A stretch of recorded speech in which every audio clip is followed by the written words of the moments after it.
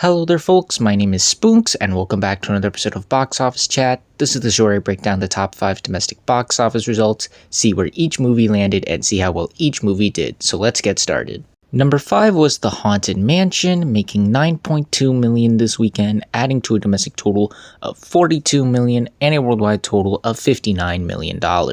So The Haunted Mansion continues to disappoint, sadly. It had a terrible second weekend drop of 62%, which for a horror movie that probably be in line, but this is much more family friendlier than most horror movies out right now, and unfortunately this is not what you want to see. Unfortunately, it's really getting hurt by the competition. It just came out at the wrong time. Word of mouth is not doing this movie any favors, and this is looking like it's going to be a pretty big flop for Disney at the moment. Again, I don't know why they decided to release this at the time they did. In the middle of summer, this just seemed ridiculous. This seemed, again, prime for Halloween. Maybe you could argue that they wanted this to be on Disney Plus just in time for Halloween, which I guess makes sense, but I really think that this movie would have a much bigger chance of success and not be as much of an embarrassment as it is had it been released like late September, early October, because this is just absolutely embarrassing to see. This is just a terrible performance all around. It's definitely going to be out of the top 5 very soon. With the $150 million budget this thing has, this is nowhere near those levels, not even close worldwide. Unfortunately, this is just not a great performance at all. Hopefully it receives a cult following once it releases on Disney Plus at the right time. But yeah, unfortunately, this is just looking like to be a pretty big flop. Number 4 was Teenage Mutant Ninja Turtles Mutant Mayhem, opening with $28 million this weekend. And since it opened on Wednesday, that adds to a domestic total of $43 million and a worldwide total of $51 million. So this was a much more competitive weekend than I was expecting. It led to a lot of big shakeups in the top 5 for sure. You're going to see in a moment how close the numbers between number 4, 3, and 2 are. Very interesting stuff to see, and it actually caused Ninja Turtles to rank lower than I thought it would, honestly. I think because they released it on Wednesday, the opening weekend numbers were a bit hurt a little. I think they may have gotten a bit blindsided by how well Mario did when it released on a Wednesday, and I feel like had this open on Friday, this would have easily been the second highest grossing film of the weekend. But even with that said, this is still a pretty great opening, great start for the movie nonetheless. They were wise with the budget. This movie only cost $70 million, and it's already made like half of that back, both domestically and worldwide. So things are looking pretty good for this movie in terms of making its budget back. I definitely think it's going to double that very soon, especially with how much audiences like this movie. It got an A Cinema Score rating, which is very good, and I think it'll continue the trend of animated movies having stellar legs, especially with the fact that this is the only animated movie out right now until, of all things, the new Paw Patrol movie in late September. So I think we're going to see some very strong legs, very solid word of mouth with this one. I think it's really going to carry it out. Again, it will still be interesting, though, to see how well its legs are, especially since we're in August and kids have to sadly go back to school since summer's over, so it'll be interesting to see how that affects this movie. But otherwise, things are still looking pretty good. This is still a pretty great start for Teenage Mutant Ninja Turtles, and I look forward to seeing where it can go from here. Number 3 was Oppenheimer, making $29 million this weekend, adding to a domestic total of $228 million and a worldwide total of $556 million.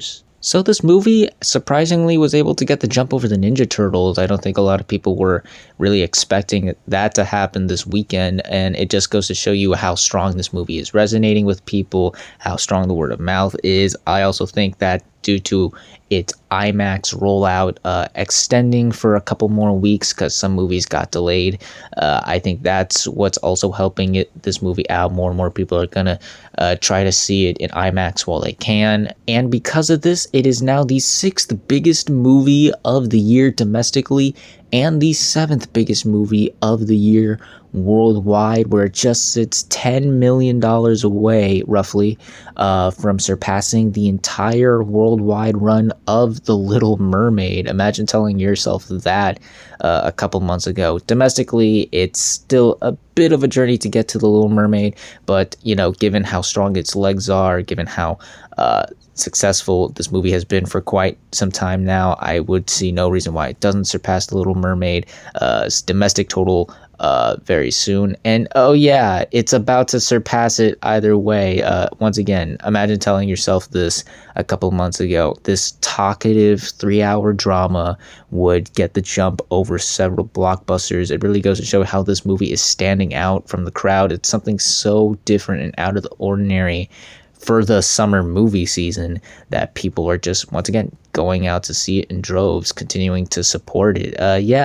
Not much more else to say here. It continues to do very well. I'm so happy that it is, and I continue looking forward to seeing how much further it can go. Number 2 was The Meg 2, The Trench, opening with $30 million this weekend domestically and $141 million worldwide.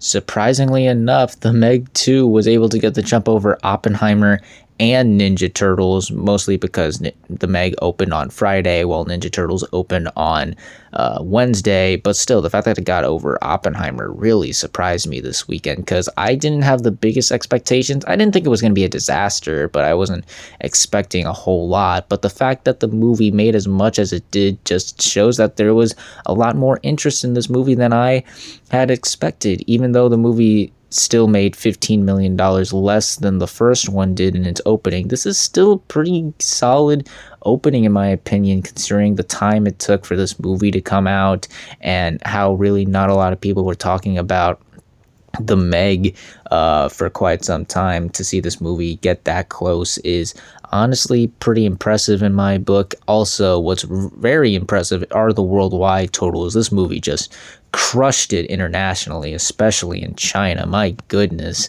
And thanks to, for a blockbuster, its relatively moderate budget of $129 million. This movie has already made its money back, and I think we'll see if it can, but I think it's very possible it's probably going to be able to get to at least the doubling point worldwide, given how strong the international numbers are. I say possibly because the domestic side of things aren't looking that great for this movie, as audiences who have seen this movie did not really care for this movie. It got a B- cinema score rating compared to the first one, which got a B+, and that's a bit concerning, to say the least. I'm not sure if this movie's going to have the strong legs that the first one did, even though this is like one of the last big blockbusters for the summer. I feel like the bad word of mouth is probably going to hurt this movie domestically, and it may not be able to reach the heights of the first film did domestically. And while internationally, I definitely don't think it's going to reach the heights of the first film worldwide or internationally. I think that will probably help it out the most here. So this is definitely going to be a very interesting box office run to see here. Honestly, it wouldn't surprise me if this turned out to be like another Fast X situation where it doesn't really do a whole lot stateside, but internationally it just crushes it. And unlike that movie, which was ridiculously expensive, this one will probably be able to make its money back. So yeah, this is a pretty solid start for The Meg 2. Not too sure about its legs, but still, I think it's going to be a very interesting run nonetheless. And finally, let's end the video off with the number 1 movie of the weekend, which was, for the 3rd weekend in a row, Barbie, making $53 million this weekend, adding to a domestic total of $459 million and a worldwide total of $1 billion.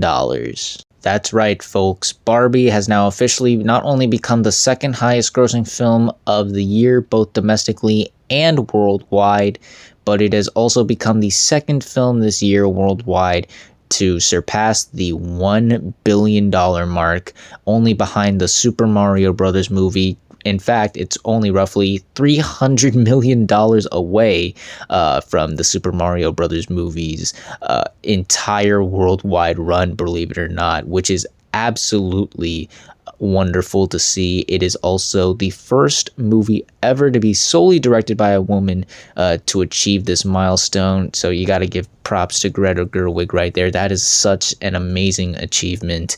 Hopefully we get to see more of these milestones in the future, but man, that's what an honor to be awarded to. But yeah, the race is officially on to see which movie will be the biggest movie of the year worldwide.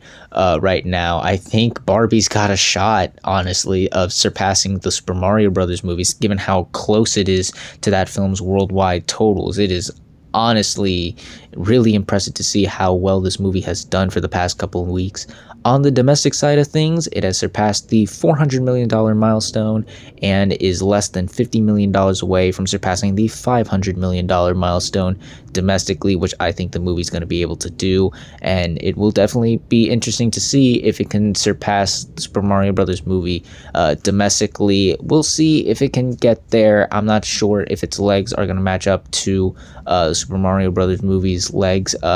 But as I've been reading, apparently it's outpacing Super Mario Brothers recently, so there does seem to be a chance that this movie could surpass it, but I'm going to hold my breath until the numbers get at least close enough to see whether or not if it can surpass it. But nonetheless, either way, this movie has just been such a huge hit overall. You can't really complain. This is the second biggest movie of the year, folks. It has just been an absolute phenomenon, a juggernaut, unlike anything we have seen this year, outside of Mario. But yeah, this is such a great win. Another solid weekend. We'll see how much further this movie can go. Not sure how much longer it will be able to keep its number one spot at the box office, but this movie has made quite the name for itself nonetheless, and without a doubt is one of the biggest hits of the year and of all time right now. So yeah, another solid weekend for Barbie.